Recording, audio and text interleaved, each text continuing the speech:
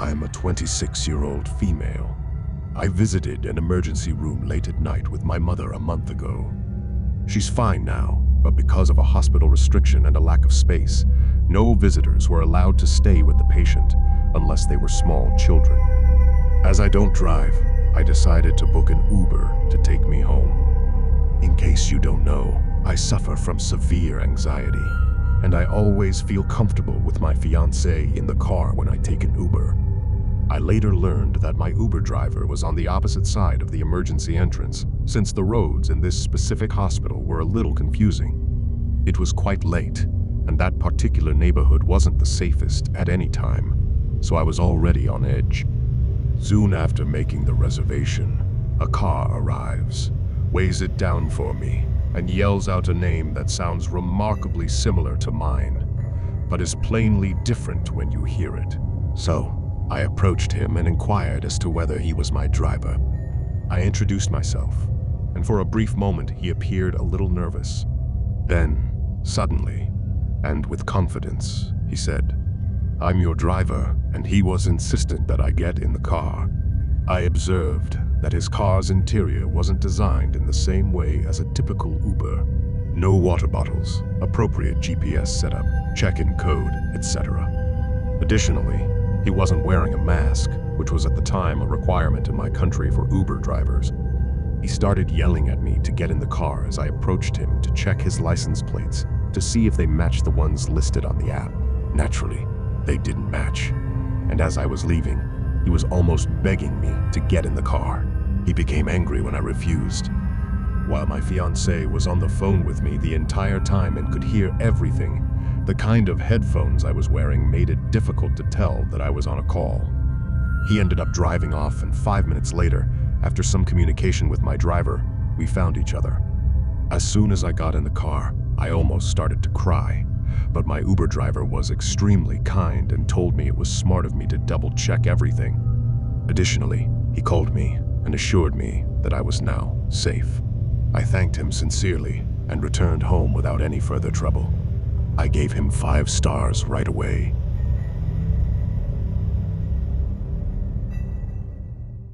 About 6 months ago, maybe a bit more, something interesting happened. I was 18 years old, heading back home from my university classes. Normally, I'd have my keys, but at that time, I couldn't find them. My mom hadn't taken me yet to get a new set. I remember I kept asking, but she didn't pay much attention. Then, I called one of my aunties to see if I could spend some time at her workplace. She agreed and told me to call an Uber. She said she'd pay for it as soon as I arrived, and that's exactly what I did. The Uber didn't pick me up right at my house. Instead, it stopped at the house across the street. There wasn't any special reason for it. It just happened that way. When I saw the driver, it gave me a strange feeling, but I tend to be overly cautious when taking taxis. So, I got in, rolled down the window, and kept a tight hold on both of my phones. Things seemed fine until we reached the area where my aunt works. Strangely, he drove right past it and said he was following the GPS when I asked him. But he didn't let me see the GPS. It felt like he knew exactly where he was going. I was in a tough spot from the start because I'm not good with directions. All I could do was trust the driver, to be honest, and know the area, which I did. But I had no clue where he was taking me. I recognized a bakery from when my mom drove to my uncle's place, but that was much farther from my aunt's workplace. By this point, I was starting to think about what to do. He drove past a bunch of empty houses, and a few looked like they were still being built. Then, he stopped at a place that looked really isolated. We were literally on a hill, and he turned off the car. Looking back, I realize I was lucky in many ways. My phone had no credit. Just as I thought about it, my aunt called me and asked where I was. My heart sank because I had no answer, and this guy was just staring at me. I told her I didn't know where I was, and then I said, "Hey, where did you take me?" He responded, "I wouldn't know what to tell you, kid." That was enough for me. I quickly opened the door after grabbing my bag and shouted, "That's fine. I'll see myself out." In order to hide, I was holding my backpack in my hand with my hoodie wrapped around my waist, as I was afraid he would chase me and pull on it. For some reason, I considered knocking on someone's door, but at the time, it didn't seem safe. He was still following me in the car, so I remembered telling my aunt not to hang up. Then I came across a barren, vacant area that was encircled by concrete walls and a sturdy metal gate, but there was sufficient space beneath it for me to crawl in, so I immediately threw my backpack aside and did so. I hid inside a huge electric control box while my aunt was still on the phone. She, my other aunt, and my uncle were all on separate calls with one another when they put money on my phone and asked for my live location over WhatsApp because I was literally lost in the middle of nowhere and didn't know where I was. He wouldn't leave even after I stayed there for around 2 hours. The man must have left at some point because my uncle's truck arrived shortly after. He kept honking since he didn't know where I was, and when I could finally hear him well, I honked back and got out. Then, when I got home after spending some time at my aunt's pharmacy until my mom picked me up and still did not know much about what had happened, I checked the Uber app, and not only did it say I had already paid, but it also said I had made it to my destination, so I ruled that out. For a while, I thought maybe this had all been a misunderstanding, and I just jumped out of some guy's car like a maniac without even paying him. Mom freaks out over even the smallest inconvenience, so I asked my aunts not to inform her because it would make no difference and simply make things worse. Because something horrible had to happen before she finally listened to me. I only told her when I contacted her to get me and while we were going to get a copy of that key. These days, she always puts credit on my phone.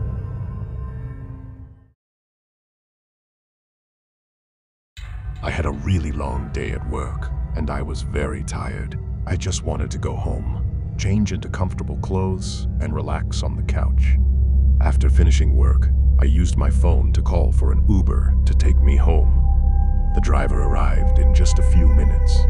He looked young, with messy black hair. I said hello, but I was so tired that I didn't feel like talking much. As we drove, I put my head against the window and watched the city pass by. When we reached my apartment, I quickly got out, eager to be home. I went straight up to my apartment. It was only when I wanted to text my roommate that I'd be home late that I realized I didn't have my phone. My stomach sank as I realized I must have left it in the Uber. I quickly checked my purse again, taking out everything one by one, but my phone was definitely not there. I tried really hard to remember when I last saw it. I remember sending a text to my coworker when I left work, so I definitely had it then. It probably slipped out of my bag and stayed on the seat when I got out. I rushed to log into the Find My iPhone service on my laptop. But, of course, without my phone, I couldn't get the special code it sends. I tried using my iPad, but ran into the same problem. It felt so frustrating knowing there was a way to potentially locate my phone, if only I could get into it. Out of desperation, I found my old landline phone. I realized this was my only way to communicate now. I tried calling myself over and over, but it only rang a few times before going to voicemail. The silence made me feel like my phone was already gone forever.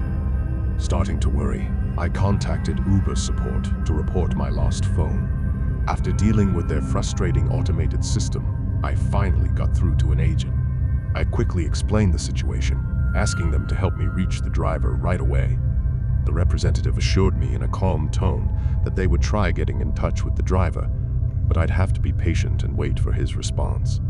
I felt uneasy and restless, pacing back and forth in my apartment, worrying about how I would manage without my phone. It held everything: my contacts, schedule, work messages, social media, photos, not to mention my wallet with credit cards and personal details. The thought of someone with bad intentions finding it made my stomach turn. As the minutes dragged on, my anxiety grew with each passing second. I considered going out to retrace my steps, but deep down, I knew it was probably futile. After what felt like an excruciating 40 minutes, My ancient buzzer suddenly rang, startling me. When I answered, a male voice over the intercom claimed to be my Uber driver returning my lost phone. A huge wave of relief washed over me. I eagerly buzzed him up, grateful that I would soon have my phone back safe and sound. But when I opened the door, a cold shiver ran down my spine. The man standing before me was definitely not the driver from earlier. This man looked much older, perhaps in his late 50s, with graying hair and a weathered, rough face. His clothes were disheveled, and he carried a large, worn-out backpack. I hesitated, uncertain of what to make of the situation. The man gave me a strange smile and slowly extended his arm, my phone resting in his grimy hand. Anxiously, I accepted it, quickly thanking him while beginning to close the door. Yet, suddenly, he reached out and halted it with his hand. He gazed at me intently with piercing, pale blue eyes and spoke in a rough voice, mentioning Daisy was very concerned about you. I felt like I'd turned to stone, all the color draining from my face. Daisy was my best friend who lived in another state. I hadn't talked to her in weeks. Why would this stranger mention her? Baffled and frightened, I stumbled through some kind of response, silently willing him to leave. Sensing my fear, he let out a hoarse chuckle, assuring me not to worry. He claimed Daisy had simply called, and he wanted to return my phone promptly. His intensity made me uneasy. He lingered for a moment longer before finally letting go of my door and walking down the hallway.